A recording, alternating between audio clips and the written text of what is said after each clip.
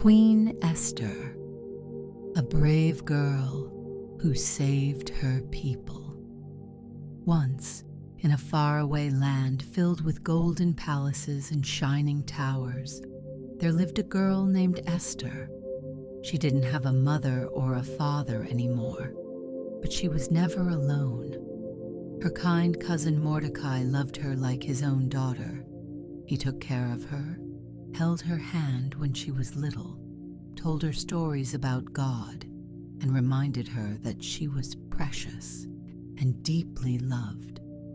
Esther grew up in a city called Susa, far from the land her people had come from.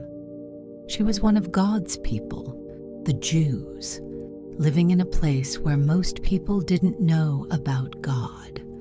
But Esther always remembered the stories Mordecai told her about Abraham, Moses, and how God never forgot his people. Esther had soft eyes, a gentle smile, and a heart full of kindness. She didn't try to be the best or the fanciest. She was simply loving and wise. One day, something unexpected happened. The king of the land, King Xerxes, was looking for a new queen. He didn't want someone who was loud or proud. He wanted someone special, someone with a beautiful heart. So his helpers searched all over the land for young women to come live in the palace, and one of them was Esther.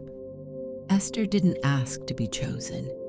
She didn't want to leave her home or Mordecai, but she remembered something he once told her. God has a plan for you, even when you don't understand it yet. So she packed her things, took a deep breath, and went to the palace. The palace was huge and quiet and full of unfamiliar faces. But Esther stayed gentle. She listened, she prayed, and soon everyone noticed her kindness. Even the servants smiled when she walked by.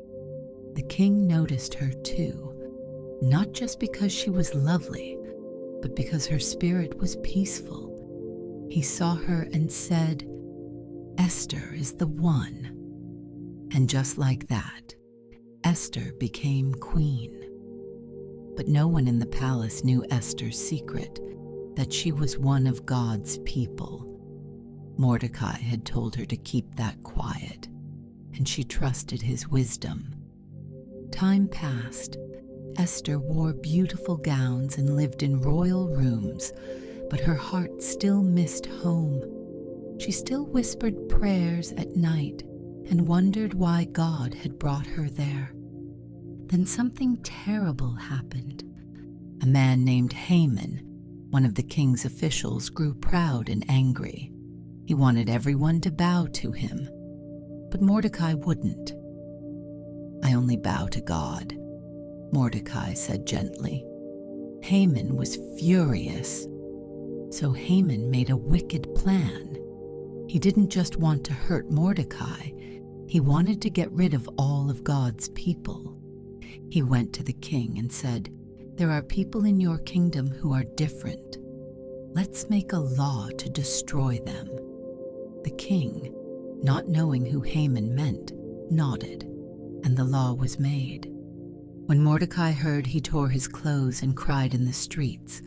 Esther heard too. Her hands trembled. Her breath caught in her chest. "This law means me," she whispered. "My people, my family." Mordecai sent her a message. "You must go to the king. You must speak for your people." Esther's eyes filled with tears. "I can't," she said softly. "No one is allowed to go to the king unless he calls for them. If I go and he doesn't lift his golden scepter, I could die." But Mordecai sent back words she would never forget. "Perhaps you were made queen for such a time as this." Esther read those words over and over again. Her heart beat fast. She looked out the window at the sky. Could this be why God brought me here? Not to wear crowns or live in comfort, but to help? Esther closed her eyes and whispered, I will do it. I will speak. And if I perish, I perish. She asked everyone to pray and fast with her. For 3 days she didn't eat or drink. She knelt and asked God to give her courage. She felt small. She felt afraid. But she wasn't alone. On the 3rd day, Esther put on her royal robes and stepped quietly into the king's hall. Her hands were cold. Her knees wobbled. Every step felt like 1,000. The king looked up. Everyone held their breath. Then, the king smiled. He lifted his golden scepter toward her. Esther, my queen, he said gently. What is it? Whatever you ask, I will give it to you. Esther bowed low. Please come to a banquet I've prepared, she said. You and Haman. The king agreed. At the banquet, Esther didn't speak her heart just yet.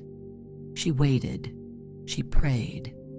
She invited them again the next day.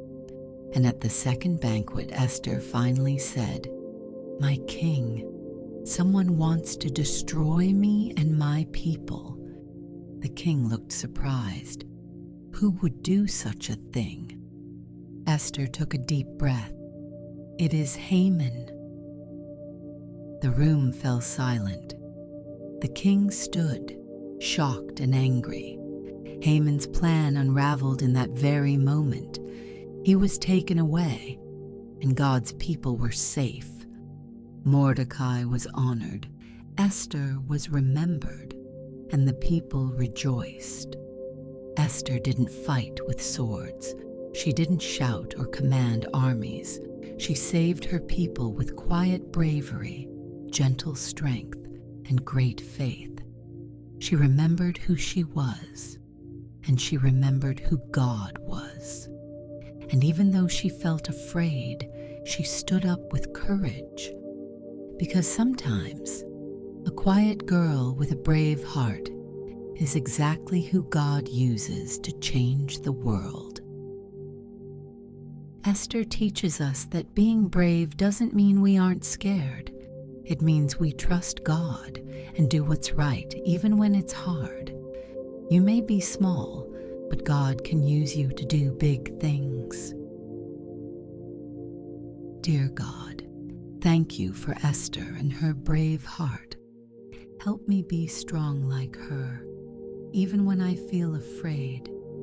Show me how to stand up for others and trust you always.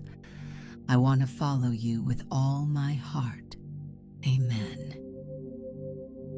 If this bedtime Bible story made you feel calm and strong, we'd love for you to help our channel by liking the video, sharing it with your family, and subscribing so you never miss another gentle story. Sleep well. Like Esther, your heart matters to God more than you know.